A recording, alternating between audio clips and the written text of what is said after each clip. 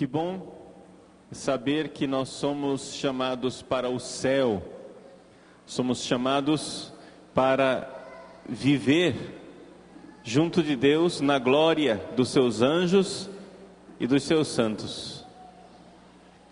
Enquanto isso, aqui no mundo, nós somos chamados a viver em família. Ontem, eu e o padre José Augusto tentamos colocar para vocês como a família é realmente o lugar da nossa conversão. Como a diferença entre homem e mulher nos guia para sair do nosso egoísmo, para que nós possamos realmente viver, já aqui na terra, um pouco deste amor que Deus tem preparado para nós no céu. Um amor que significa desapego de nós mesmos. Nós estarmos sempre olhando para o outro. A família é assim. A família, quando a gente tenta olhar só para a gente mesmo, as próprias diferenças, o próprio contexto familiar faz com que a gente saia da gente e pense no outro. É um caminho de conversão. Mas eu gostaria de hoje tratar de um assunto que é a continuidade disto. Muitas vezes nós queremos ser família, mas queremos ser família da forma errada, porque esperamos que aqui na terra a gente consiga viver o paraíso, e isso termina transformando a nossa família num verdadeiro inferno. Isto eu já acenava na palestra de ontem. A família não é o paraíso. E muitos casais terminam se separando por isso. Ele se casa pensando que ela vai ser o paraíso. Ela se casa pensando que ele vai ser o paraíso. Mas nós não somos o paraíso uns para os outros. Uma das coisas que eu recordava ontem é que o marido e a mulher precisam se perdoar mutuamente, se perdoar de um não conseguir ser Deus para o outro, não conseguir saciar toda a ansiedade, todo o vazio que existe dentro de nós e que espera o céu. Infelizmente, já há alguns séculos, no Ocidente, nós enxergamos o matrimônio, mais do que o matrimônio, o relacionamento entre o homem e a mulher de uma forma inadequada. Desde o final da Idade Média, que a literatura, os poetas escrevem músicas, cantos, poesias, cantando, louvando as mulheres, como se as mulheres fossem deusas, fossem nossas estrelas guias. Você é tudo para mim. Já essa é uma tendência desde o final da Idade Média, quando os trovadores, no final da Idade Média, começavam a falar desse amor, o amor cortês, o amor da corte, onde se juntou esse mito, o mito da bela, que está lá na torre e precisa ser salva, e o cavaleiro que vem para salvá-la. E então os homens começaram a pensar nas mulheres como se fossem suas estrelas guias, suas deusas. E as mulheres começaram a pensar nos homens como se fossem seus salvadores, seus príncipes encantados, que vêm montados num cavalo branco. E então, quando os dois se encontram, os dois são felizes para sempre. É claro que eu dizendo as coisas assim, você vê com muita facilidade que isso não é verdade, que isso é uma ilusão. Uma mocinha hoje em dia que pretendesse casar e esperasse que viesse o príncipe no cavalo branco, qualquer um facilmente diria: minha filha, você está iludida. Mas as ilusões elas mudam de tempos em tempo, mudam a cara, mas continuam substancialmente as mesmas. Qual é a felicidade que nós esperamos? Esperamos que a felicidade do casal, um para o outro, nos preencha, nos sacie e crie o paraíso aqui na terra. Pois bem, uma notícia: não vai acontecer. Não vai acontecer paraíso aqui na terra. A família não pode ser o paraíso aqui na terra. E eu gostaria então de, nesta palestra, fazer algumas reflexões baseadas na última encíclica do Papa Bento XVI, Spe Salvi, Salvos pela Esperança, onde o Papa nos fala da esperança cristã. Vejam, o Papa lança uma encíclica sobre a esperança cristã, e isso já nos diz claramente que existe uma esperança que não é cristã. A esperança cristã é uma virtude. A esperança que não é cristã não é uma virtude, ela é simplesmente um estado de humor. Ela é simplesmente uma tendência.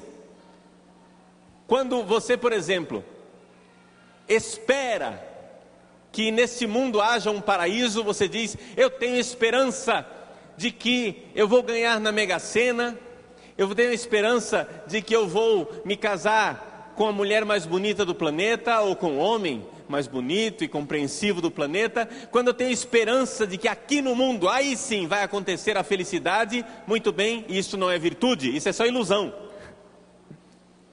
Não é virtude nenhuma. Por quê? Porque não há nenhum fundamento para essa sua esperança. Qual é o fundamento que vai dar tudo certo? Que fundamento nós temos para achar que esta vida vai terminar bem, que vai terminar tudo certo? Não temos fundamento nenhum, porque se nós formos realistas, se a gente cair na real, como se costuma dizer, nós iremos ver que a vida vai terminar muito mal. Humanamente falando, vai terminar mal, porque vai terminar com a morte, e a morte não é bonita para ninguém. A morte pode ser muito bela espiritualmente, mas materialmente falando, a morte é sempre alguma coisa de ruim. Do que é que fulano morreu? Ah, morreu cheio de saúde. Isso não existe. Ninguém morre cheio de saúde. A gente sempre morre de alguma coisa. A gente sempre morre de uma doença, de um desastre, de algum problema, um crime. Algo de terrível acontece e a gente morre. Então, humanamente falando, materialmente falando, materialisticamente olhando para este mundo, nós não temos nenhum fundamento neste mundo para esperar que as coisas terminem bem. Nenhum fundamento. Pense bem, tudo aquilo que nós vemos, e é interessante porque a nossa sociedade, a sociedade na qual nós vivemos é uma sociedade das coisas palpáveis. É uma sociedade que crê nas pesquisas científicas, pesquisas feitas em laboratório, pesquisas empíricas, tudo aquilo que dá para medir no laboratório, tudo aquilo que dá para sentir, pesar, mensurar, a gente acredita. Ah, sim, porque nós temos muita fé nas coisas palpáveis. Mas vejam, meus irmãos, as coisas palpáveis, todas elas passam, tudo passará. A estrutura metálica deste rincão vai passar. Um dia enferruja e acaba. Até o concreto dura um tempinho a mais, mas ele passa. Tudo o que nós vemos vai passar. Os nossos corpos irão passar um dia. O passar dos tempos está impresso em nós, principalmente nós que já vamos caminhando, né? Na idade. Os jovenzinhos, a gente não nota tanto o passar do tempo. A gente nota o passar do tempo neles numa espécie de crescimento. A gente, puxa, como você está grande, né? Faz tempo que eu não te vejo. Mas os mais velhos, a gente vai vendo que o tempo vai passando. Quando há 10 anos atrás, o Padre Paulo começou a vir aqui na Canção Nova fazer palestras, em 1997, o Padre Paulo veio aqui há muitos cabelos atrás, né? Se você olhar para as palestras de 10 anos atrás, você nem reconhece. Quem é esse padre cabeludo aí? É o Padre Paulo. Que? Padre Paulo cabeludo? Pois é. O tempo passa. Nós passamos. Tudo vai passar. Então não existe nenhum fundamento empírico, nenhum fundamento concreto, palpável, real, para animar a nossa esperança. Não, vai dar tudo certo, nós vamos criar uma sociedade justa, nós vamos criar uma sociedade perfeita, vai ser o paraíso aqui na terra. De que jeito, meu nego? As pessoas quando nascem, nascem com o pecado original. De que jeito que você vai criar esse paraíso aqui na terra? As pessoas vão continuar nascendo e vão continuar nascendo com a tendência para pecar. Essa tendência existe em todos nós, chama-se pecado original. E de que jeito você acha que vai criar o paraíso aqui na terra? Vejam, esse tipo de esperança fundamentado somente na força humana não é virtude, é somente um otimismo, uma ilusão, é Alice no País das Maravilhas, Poliana, eu sou feliz, né? Poliana é assim. Então, esse tipo de esperança não existe, é simplesmente um otimismo. Mas a esperança cristã, ela é fundada em Deus. O fundamento da nossa esperança é Deus. Nós esperamos que a morte não seja a última palavra, mas não só por otimismo, porque nós, na ressurreição de Jesus, ganhamos uma esperança viva. É assim que diz São Pedro, carta de São Pedro.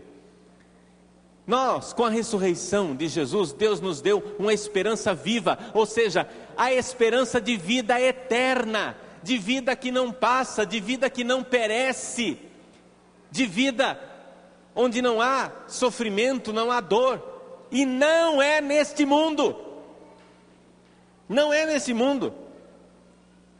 Então o Papa escreveu essa encíclica para nos lembrar que nós estamos abastardando a esperança cristã. Nós estamos transformando a esperança cristã num otimismo mundano. Qual é a esperança cristã, a verdadeira esperança cristã? A esperança com E maiúsculo. A esperança com E maiúsculo é a esperança de salvação. Porque você pode vir aqui na Canção Nova e esperar, você está com osteoporose, você espera que Deus cure a sua osteoporose. Essa é uma esperança. E não é uma esperança ruim, porque a cura de uma doença não é uma esperança ruim. Você não está pecando, não é pecado querer uma cura.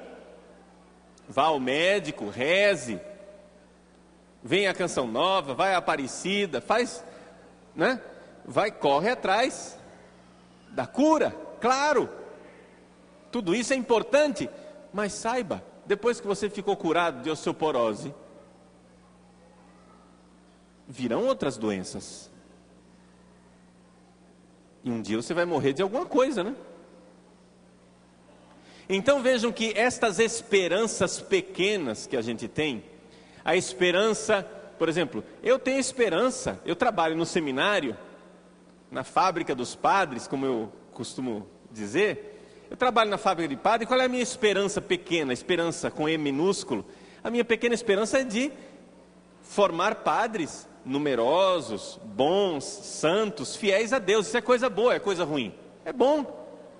Mas essa não é a esperança. A esperança é a salvação eterna.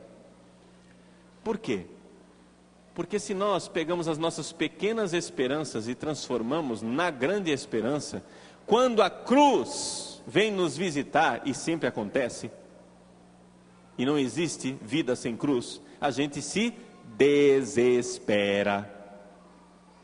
Então, se a sua esperança está toda na sua família, se você põe toda a sua esperança na sua família, o que acontece? Quando sua família começa a bater o pino, quando alguma coisa de errado começa a acontecer, você se desespera. E como é que nós podemos nos livrar do pecado do desespero? Aqui eu vou fazer uma pequena reflexão que não está contida na encíclica do Papa, mas que o Papa supõe, porque isso já é doutrina tradicional da igreja. O Papa só está lembrando, ele só está alertando para que a gente não caia no desespero. E o desespero acontece quando a gente se ilude com pequenas esperanças e esquece a grande esperança que é a salvação. Quando a gente tira o céu lá, junto de Deus, do nosso olhar, da nossa frente, e começa a projetar um pequeno céu aqui na terra, a gente cai na ilusão. Como é que a gente pode adquirir a virtude da esperança? Bom, a primeira coisa, nós temos que fugir de 2 pecados contra a esperança. Existem 2 pecados contra a esperança. Um é maior, o outro é menor. O maior é o pecado do desespero. Mas existe um pecado menor, o pecado da presunção. Ele é menor que o desespero, não é que ele seja pouca coisa não, porque ele causa um estrago imenso. Qual é o pecado da presunção? É assim, uma pessoa pode deixar de esperar, porque ela já não espera mais, ela diz, eu não vou alcançar. Isso daí é o desespero. Mas uma pessoa pode deixar de esperar, porque ela acha que já alcançou. Isso daí é a presunção. Eu não espero a salvação, porque eu presunçosamente acho que já estou salvo. Eu não espero a felicidade perfeita junto de Deus, porque eu presunçosamente acho que isso daqui já é a felicidade. A presunção é um pecado sério. Nós temos que nos dar conta de que existe o pecado da presunção. Muitas e muitas vezes nós criamos o nosso pequeno paraísozinho. Você vai e se casa. O início do seu casamento é alegre, é contente. Não é por isso que a gente chama lua de mel. Porque o início muitas vezes é muito agradável. Tudo é novidade. A sua esposa é novidade, seu marido é novidade. Que beleza! Quando vem os primeiros filhos é novidade. Enquanto você está na novidade, parece que você está feliz, completamente feliz. Isso chama-se presunção. Problema é que essa ilusão passa. Acha que não passa? Pergunta para o pessoal que já tem 25, 50 anos de casado, né? Você esperava a felicidade perfeita ao lado do seu marido, da sua esposa, com seus filhos. Que felicidade maravilhosa, que coisa! E aí, de repente, depois de um tempinho de presunçosa felicidade, vem a desilusão. E aí você cai num pecado mais grave, o pecado do desespero. Qual é o pecado do desespero? O pecado do desespero é o pecado de não esperar mais a felicidade que Deus quer nos dar. Eu, que esperei somente nas minhas forças, me desespero e digo, não é possível. Eu esperava ser santo, mas eu olho para mim, vejo que eu não dou conta e digo, eu não vou ser santo. Eu esperava ser feliz, mas olho para as dificuldades da vida e digo, não vou ser feliz. É no pecado do desespero que caem muitas pessoas, principalmente depois que passa pela curva dos 40 anos de idade. Eu fiz 40 anos agora em novembro. E quem entra perto dos 40 anos, termina passando por aquilo que a gente chama de crise da meia-idade, né? Crise da meia-idade acontece por isso, porque o fulano começa a olhar para trás e vê que tem mais chão para trás do que para frente. Ou seja, cheguei aos 40, mas a probabilidade é que eu não chegue aos 80. E se chegar aos 80, talvez a minha saúde não seja tão maravilhosa aos 80 anos de idade. Então, o tempo que eu tenho para viver e para alcançar a felicidade que eu tanto queria, parece que fica drasticamente curto. Então, essa crise da meia-idade faz com que muitas e muitas pessoas terminem no cinismo. Elas terminam pessoas amargas. Isso é trágico para uma família. Quando as pessoas se desesperam e terminam tendo uma visão cínica da vida, uma visão amarga, rancorosa. Quando a pessoa esperava o paraíso aqui na terra, mas o paraíso não veio e provavelmente não virá. Se em 40 anos não veio, é possível que nos próximos 40 não venha. Então a pessoa começa a ficar rancorosa e amarga, começa a soltar farpas, não é? A dar alfinetadas para tudo quanto é lugar. A pessoa começa a reagir de forma cínica, com ironia para tudo quanto é coisa. Você sente que existe uma desilusão, uma frustração. A pessoa já não tem mais aquilo que é próprio da juventude. Meus irmãos, somente quem tem a esperança cristã é eternamente jovem. E deixa eu dizer por quê. Qual é a atitude do jovem? O jovem é aquele que tem pouca vida para trás e tem muita vida para frente, então ele espera. O jovem tem aquela sensação da vida que floresce, da vida que cresce, da vida que aumenta, da vida que pode ser cada vez melhor. Esta é a felicidade, essa é a alegria do jovem. Mas vai chegando a proximidade da morte, a gente vai perdendo a alegria, vai se tornando cada vez mais amargo, cada vez mais desiludido, cada vez mais triste. Mas nós cristãos sabemos que esta vida aqui é passageira. Nós estamos aqui nesse mundo de passagem. Nós estamos aqui nesse mundo, nós estamos só esperando essa chuva passar, é um tempinho só. Nós vamos entrar na vida verdadeira que vem depois. Nós cristãos olhamos para esta vida, para usar uma analogia, mais ou menos como a vida intrauterina. A criança que está lá durante 9 meses dentro da barriga da mãe, já está vivendo. Aquilo já é vida, e já é vida humana, mas é uma vida passageira. É uma vida preparatória para a vida que virá. É ou não é verdade? E então o parto doloroso e terrível faz com que a pessoa entre para esta vida na qual nós estamos. Pois é a mesma coisa. O tempo que nós passamos aqui nesse mundo é uma vida temporária, transitória. Nós estamos aqui somente nesse período de gestação. Esta vida é um período de gestação e acontecerá o parto.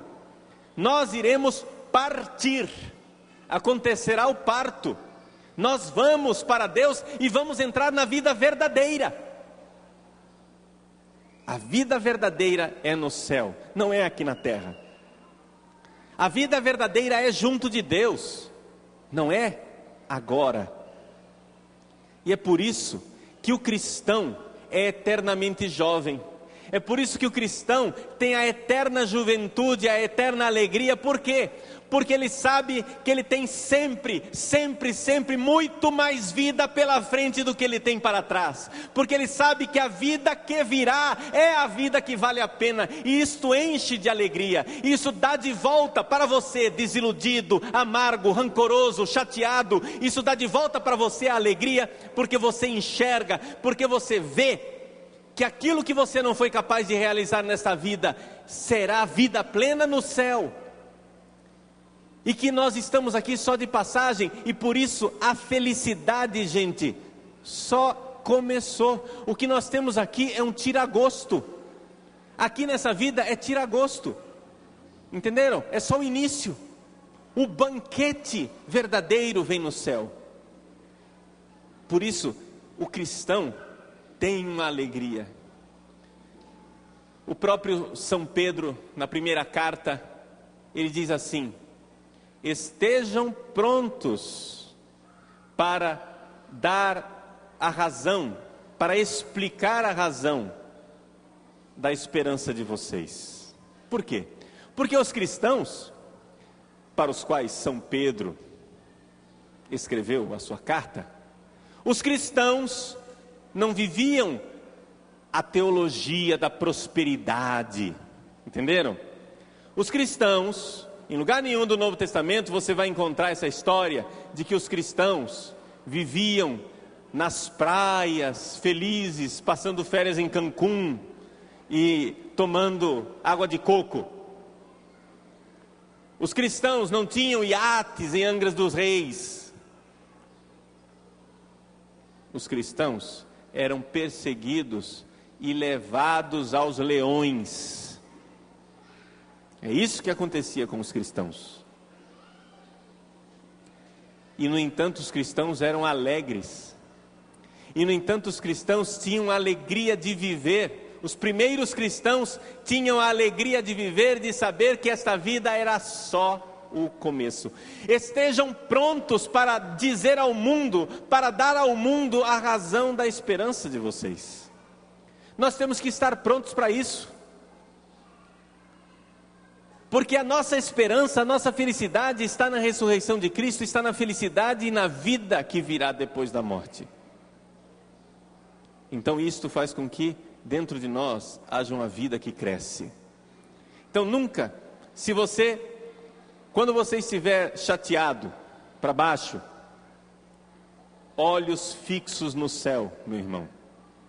Olhos fixos na felicidade que vem de Deus e vem junto de Deus. Nós não estamos nesse mundo para alcançar a felicidade plena nesse mundo. Nesse mundo é possível alguma felicidade? Sim, mas não a felicidade plena. É isto que o Papa nos diz na sua encíclica. O Papa diz assim: esse pessoal que fica criando ilusão na cabeça das pessoas estão faltando com a caridade. E é interessante como o Papa é muito equilibrado politicamente. O Papa, na sua encíclica Spe Salvi, ele dá uma paulada na esquerda e dá uma paulada na direita. Porque tanto a esquerda como a direita política prometem para nós o paraíso aqui na terra.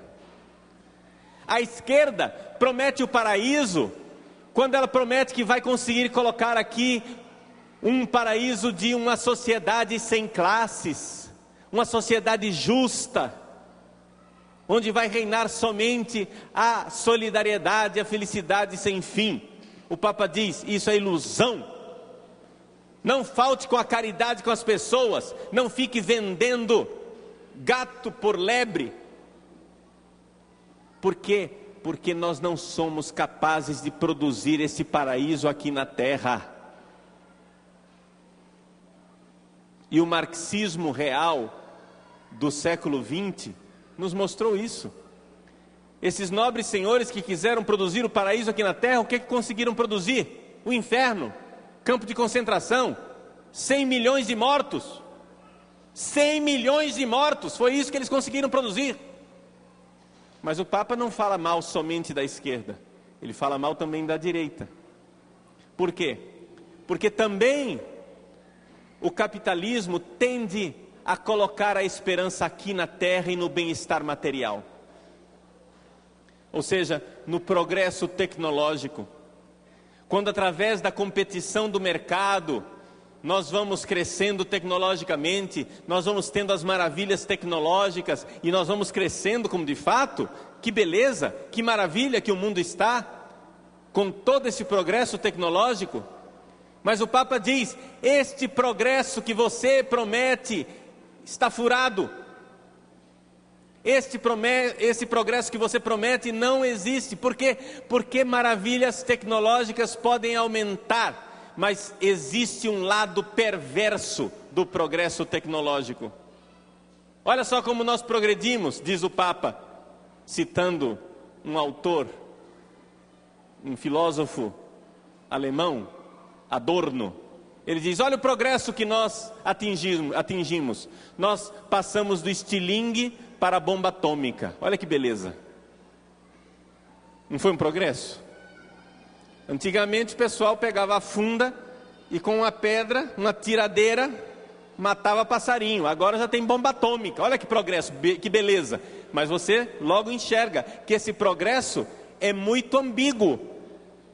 Ou seja, a gente tem o progresso, mas do jeito que a gente progride tecnologicamente, do jeito que a gente progride materialmente, ao mesmo tempo, em muitos aspectos, o nosso progresso material significa um regresso espiritual, um regresso humano, ou seja, uma humanidade menos humana e cada vez menos humana.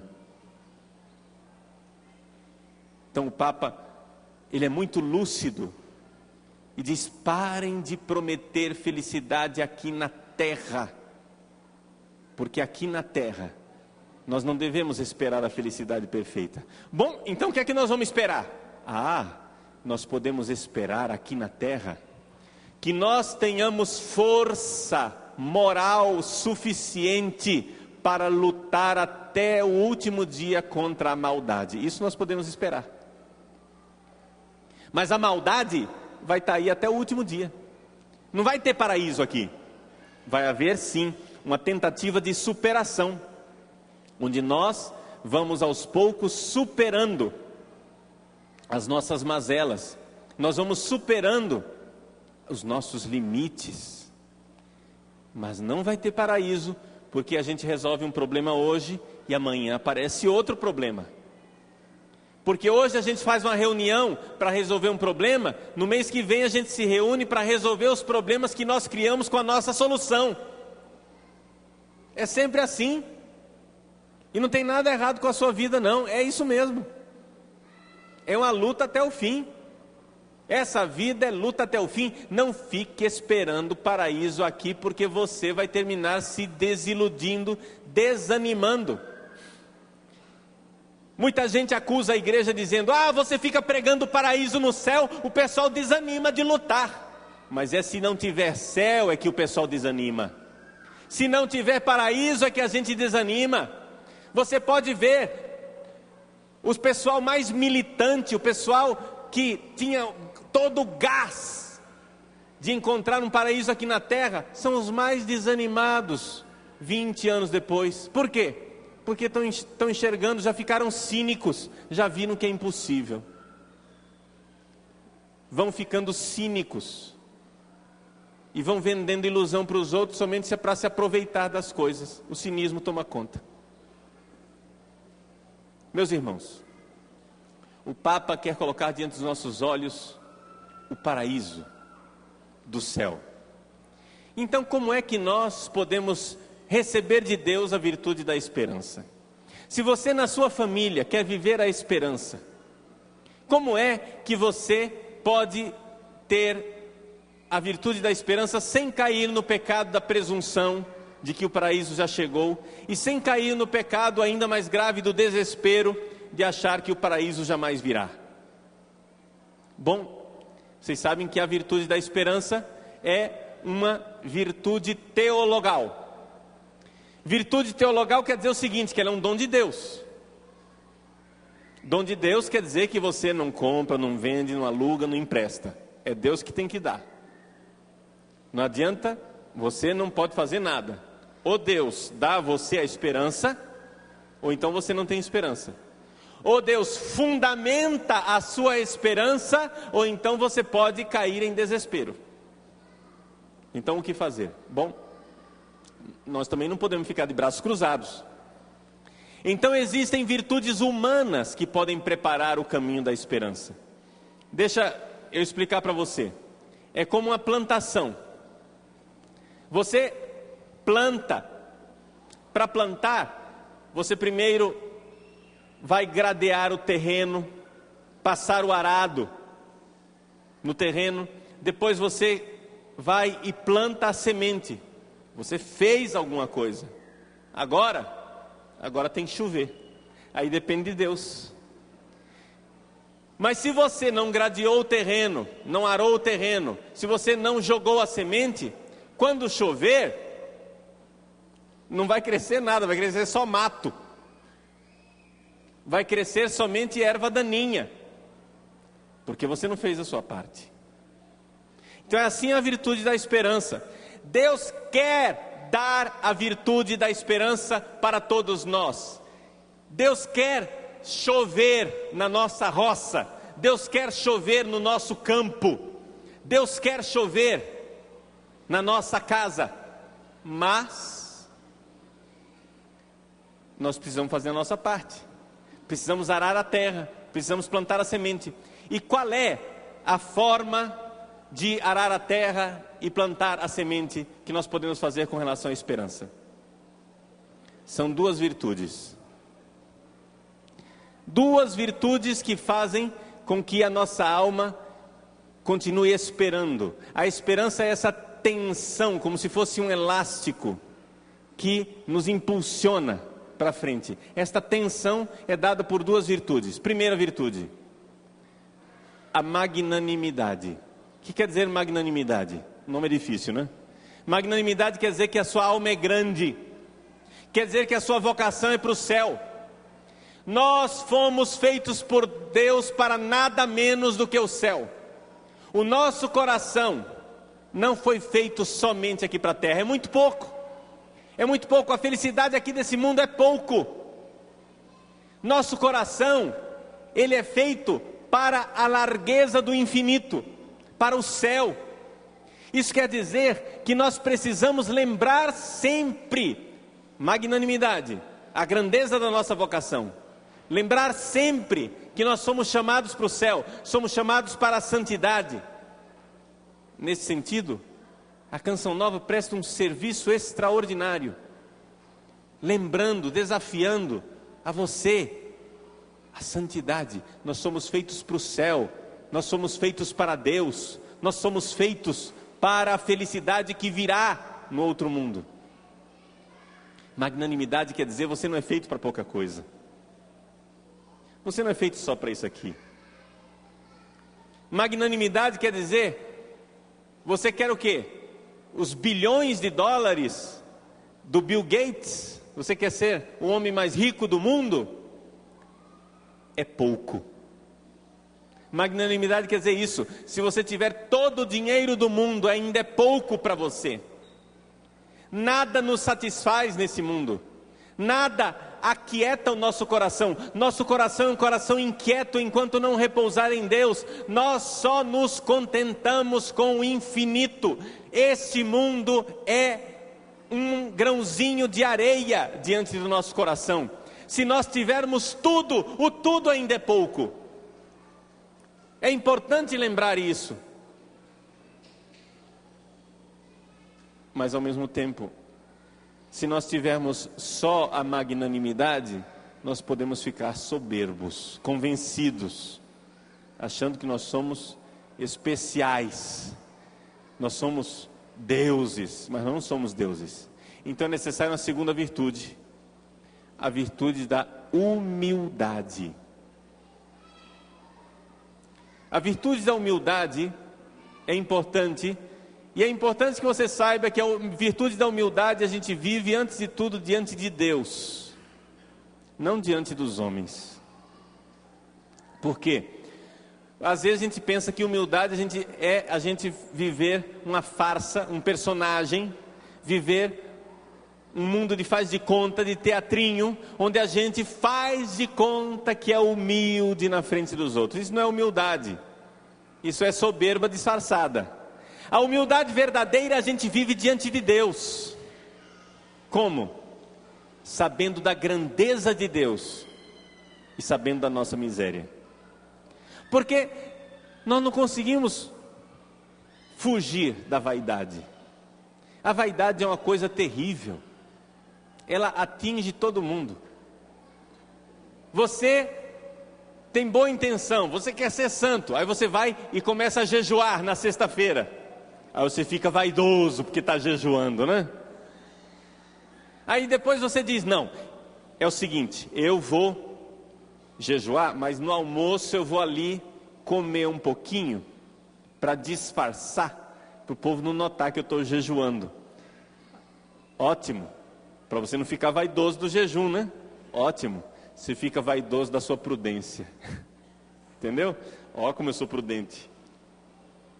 Você se veste na última moda, nas melhores boutiques, vaidoso da sua roupa. Aí você diz, não, eu vou ser pobre. Aí você se veste com trapos, como se fosse um pobre São Francisco. Aí você fica vaidoso da sua pobreza. Você vai dar palestras, vai ensinar para as pessoas como é que são as coisas. Você fica vaidoso da sua sabedoria. Aí você diz, não, vou ficar quietinho, não vou dar palestra não, porque senão eu fico vaidoso, vou ficar em silêncio. Aí você fica vaidoso do seu silêncio. A vaidade é uma tragédia, não dá para escapar dela. Só tem um jeito: a humildade diante de Deus. Saber que eu mereço o inferno. Sim, Senhor, é isso mesmo. Você é chamado para o céu, magnanimidade. Sua vocação é o céu, magnanimidade. Você foi feito para o céu, magnanimidade. Seu coração deseja o céu, magnanimidade. Mas você merece o inferno, humildade. Merecer o inferno, saber que eu mereço o inferno, quer dizer o seguinte: mas padre, eu não sou tão pecador assim não, né? Eu não sou tão pecador assim não. Você já pecou alguma vez? Então já merece o inferno. Qualquer pecado. Porque Deus é infinitamente santo, infinitamente justo, infinitamente glorioso, e você não merece. A sujeira que nós somos não merece o céu. Nós merecemos é o inferno. É isso que a gente merece. Padre Paulo merece o inferno. Padre, que é isso? Renuncia. Não, porque isto é a virtude da humildade diante de Deus. Não adianta nada eu dizer isso aqui na frente de vocês para fazer cena. Mas diante de Deus, eu e Deus tenho que ter essa convicção de que eu mereço o inferno. Notaram a tensão? Notaram a contradição? É isso que faz com que haja um elástico. Isso que faz com que a nossa alma esteja como se ela fosse uma funda, como se ela fosse um arco e flecha, como se fosse um estilingue em tensão que nos dirige para o céu. E é assim, nesta tensão, que Deus então vê que nós, com magnanimidade, desejamos o céu, e que nós, com humildade, sabemos que merecemos o inferno. E então Ele chove na nossa horta, Ele chove na nossa roça a virtude da esperança, e nos dá a sua misericórdia. A misericórdia de saber que nós merecemos isso tudo, mas que na verdade é por pura graça, por puro amor e misericórdia que nós vamos entrar no céu. Nós não merecemos entrar no céu.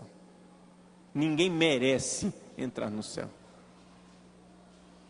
Nem mesmo a Virgem Maria, atenção, nem mesmo a Virgem Maria merece o céu. Ela foi salva pelos méritos, tendo em vista os méritos de nosso Senhor Jesus Cristo. Não é isso que diz o dogma da Imaculada Conceição?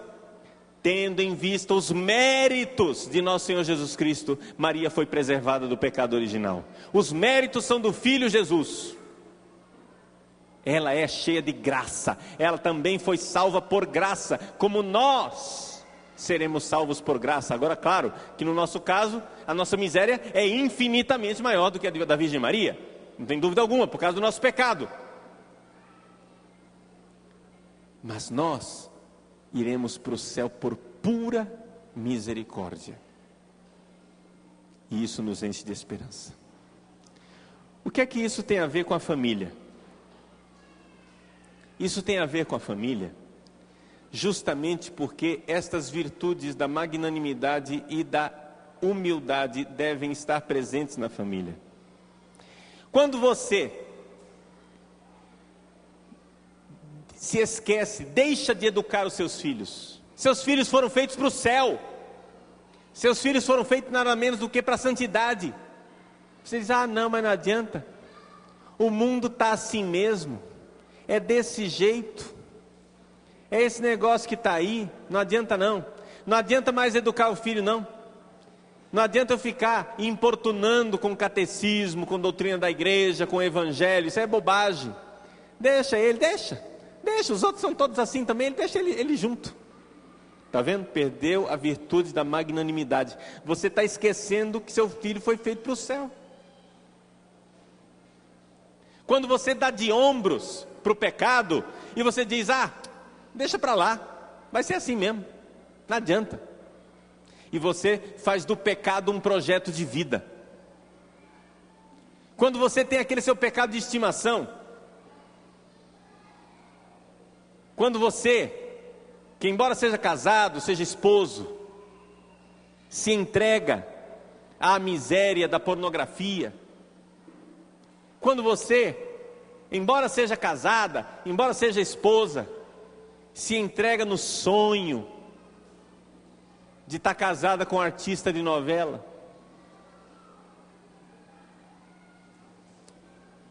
e você dá de ombros e diz, vai ser assim mesmo. Falta magnanimidade. Você foi feito para fidelidade total. Você foi feito para fidelidade como Deus é fiel. Você foi feito para o céu. Mas ao mesmo tempo, humildade. De saber que é só por misericórdia mesmo. Que se seu marido está junto com você hoje, se sua mulher está junto com você hoje, é por pura misericórdia, compaixão e perdão. Quem tem 25 anos de casado, 50 anos de casado, sabe disso. Vocês só estão juntos porque se perdoaram muitas vezes, ou não é verdade? Vocês só estão juntos porque muitas e muitas vezes derramaram lágrimas secretas e escondidas e perdoaram, e decidiram, eu vou perdoar. Eu vou perdoar. Por quê? Porque a rapadura é doce, mas não é mole, né? O tal do casamento é um negócio, né? É empenhativo. A esperança fundamentada em Deus, a esperança do céu, a esperança de que no céu nós seremos fiéis a Deus, a esperança de que nós somos feitos para o céu e que nós não vamos abraçar o pecado como projeto de vida, não. Nós não vamos abraçar a nossa miséria como projeto de vida. Temos consciência da nossa miséria, sim. Humildade diante de Deus, de saber que eu não mereço o céu, mas confiança de saber que Ele me quer no céu. Essa é a esperança cristã. Essa é a felicidade. O Papa, na sua encíclica, termina a encíclica com um tema que ele diz que vai aumentar a nossa esperança, mas que no início assusta a gente, né? Ele diz, o julgamento de Deus, o juízo final, o juízo de Deus. Deus vem como juiz. Padre, isso daí não dá esperança não, isso daí bate um desespero quando a gente pensa que Deus vem julgar a gente. Deus o livre. Mas o Papa diz, o juízo de Deus nos enche de esperança. Por quê? Primeiro, porque Deus vem para acabar com a maldade que está em nós. Deus vem para queimar a maldade que está em mim, para me salvar. E aqui o Papa explica a doutrina católica do purgatório. A doutrina católica do purgatório é a doutrina que nos enche de esperança. E eu vou dizer por quê. Vejam, olha os espíritas. Os espíritas, eles não têm a esperança verdadeira. Por quê? Porque o espírita, o que é que ele acha? Que ele vai pagar os pecados dele nessa encarnação, depois vai encarnar em outro nível, vai pagar os pecados, e vai encarnar no outro andar, e vai pagar os pecados, e vai subindo de andar em andar. Sabe quando é que você vai chegar no céu? Nunca. Porque Deus é infinitamente santo, e você vai achar que você vai conseguir ser infinitamente santo, que você vai chegar lá, no nível de Deus, vai dizer para ele: olha aqui, Deus, eu mereço entrar no céu. Eu já paguei tudo. Eu mereço entrar no céu.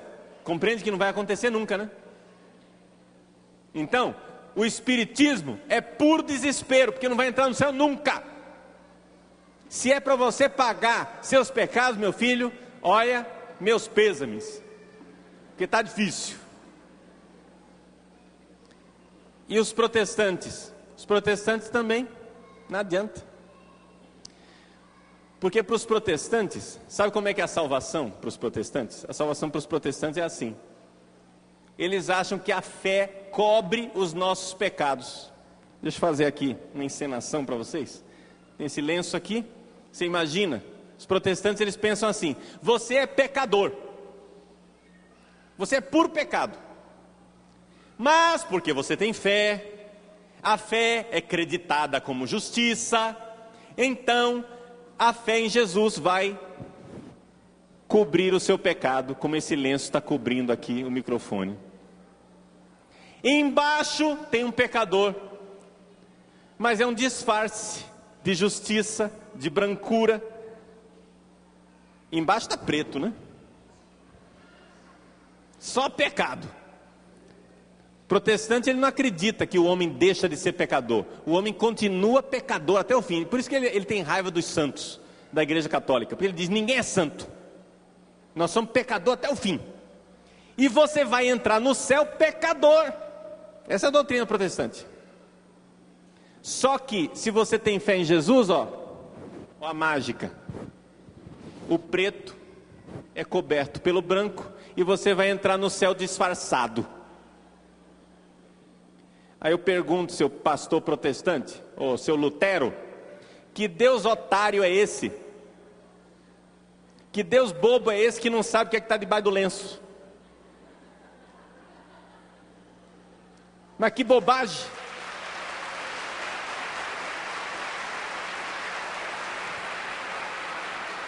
Mas que bobagem! Não, senhor, não, senhor. O Papa diz: o juízo de Deus no purgatório nos enche de esperança. Sabe por quê? Porque nós não merecemos o céu, mas Ele vai acabar com o nosso pecado, com a nossa miséria, e nós vamos entrar no céu purificados, santos, com a nossa túnica alvejada no sangue do Cordeiro. Nós vamos entrar no céu puros, não disfarçados. E não se trata de pagar o nosso pecado como os espíritas pensam. Não é pagar o nosso pecado. O Papa diz assim: quando você morrer, as pessoas, existe um grupo pequeno de pessoas, pelo menos é isso que a gente vê, parece que são poucas pessoas, que são muito ruins. Mas sabe aquelas pessoas ruins mesmo, que só tem mentira no coração? Aquela pessoa que se casou com o pai da mentira, que é o diabo, só tem mentira no coração, maldade, que se fechou para a verdade, que se fechou para o amor, que não quer saber. Essa pessoa ruim, completamente ruim, pois bem, essa pessoa, infelizmente, quando morrer, vai para o inferno. Vai para o inferno, porque ela se fechou para o amor. Deus vai aparecer para ela e vai dizer: vem, eu quero te salvar. Ela vai dizer: não quero. Essa pessoa está fechada para Deus. É ela que está fechada. Não é Deus que não quer salvá-la. Deus, na sua infinita bondade, quer que todos os homens sejam salvos e cheguem ao conhecimento da verdade. Essa é a verdade. Deus quer que todo homem seja salvo. Mas, infelizmente, tem gente que não quer ser salvo. Mas esse grupo que não quer ser salvo, esse pessoal ruim mesmo, parece que são poucos. Também do outro lado, no outro extremo, tem aquelas pessoas boas. Sabe aquela pessoa para quem Deus é tudo, que só vive para Deus, como a Madre Teresa de Calcutá, não é? Como a irmã Dulce, aqui do nosso Brasil, como Frei Galvão, como os nossos santos. Muito bem, essas pessoas vão direto para o céu. Mas o Papa diz: essas pessoas também são poucas. A maioria, olha nós na fita, a maioria, somos como nós, que temos um coração bom, mas também um coração mau. Nós somos generosos, mas também somos apegados, gananciosos, mesquinhos. Nós perdoamos, mas também guardamos mágoa. Nós amamos, mas também odiamos. E é assim que acontece. E o Papa diz: olha, esse coração misturado não vai para o inferno. Esse coração vai para o céu. Mas não pode ir para o céu direto, porque está misturado. Porque já pensou a gente entrar com esse coração no céu?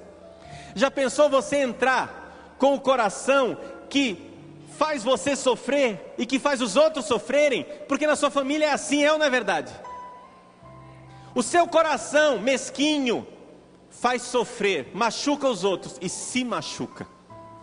Eu não quero entrar para o céu com o coração assim. Então o Senhor diz, e o Papa nos recorda, no fim dos tempos, e o Papa tem fundamento bíblico, hein? Olha lá na encíclica, 1 Coríntios capítulo 3, serão salvos como que pelo fogo. É o fogo do purgatório. O Papa diz assim: olha, nós vamos chegar lá e nós vamos ver como nós fomos amados. Hoje você sabe que você foi amado, mas você não viu o amor. Nós vamos chegar lá no céu e nós vamos ver como nós fomos amados, mas nós também vamos olhar para nós e vamos ver que nós não amamos o suficiente. Vamos sentir uma dor imensa de não ter amado o amor imenso de Deus. Nós vamos sentir uma dor enorme de não ter amado o amor infinito de Deus. E aí, esta dor irá nos purificar. É o amor de Deus sobre nós que nos purifica. O Papa diz, a dor do purgatório é uma dor alegre. Estranho isso. Mas é porque quem está no purgatório já está salvo. Quem está no purgatório não desce para o inferno. Quem está no purgatório já está salvo. E isto enche de alegria. É a alegria de saber, eu fui amado. Mas é a dor de saber, eu não amei o suficiente. E é assim que nós seremos salvos. E o purgatório pode ser vivido já aqui. Quando você olha para a sua família e você vê que você foi amado e sente a dor de não ter amado o suficiente. Meus irmãos, nosso Senhor quer nos salvar. E o juízo de Deus nos enche de esperança. Porque seria muito triste que Deus não viesse para pisar a maldade que está no nosso coração. O juízo de Deus nos enche de esperança, porque Ele vem para aniquilar, para acabar com a injustiça que nós sofremos e a injustiça que nós fizemos. Ele vem para acabar com a maldade. Mas enquanto vivemos nesse mundo, temos que viver no perdão. Temos que nos perdoar uns aos outros. Porque o paraíso não é aqui, mas ele virá. Quando virem estas coisas acontecerem, erguei vossas cabeças. Vossa libertação está próxima. Ele virá, e virá nos salvar.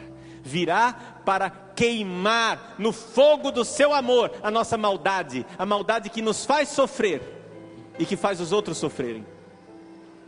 E então irá enxugar as nossas lágrimas e dizer: meu filho, minha filha, entra para a felicidade que eu preparei para você. Enquanto isso, família, caminha para o céu. Caminha para o céu, porque é lá a felicidade. Caminha cheia de humildade, mas também cheia de magnanimidade. E sobretudo cheia de esperança da salvação que vem. Fique de pé. Fique de pé.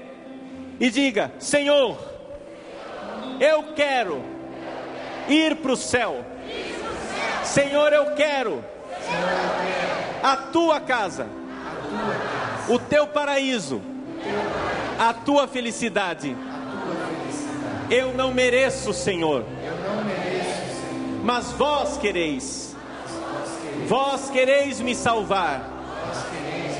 Salvai-me, Senhor. Salvai a minha família. Vinde misericordioso. Queimai os nossos pecados. Salvai as nossas almas. E dai-nos a felicidade eterna. Amém.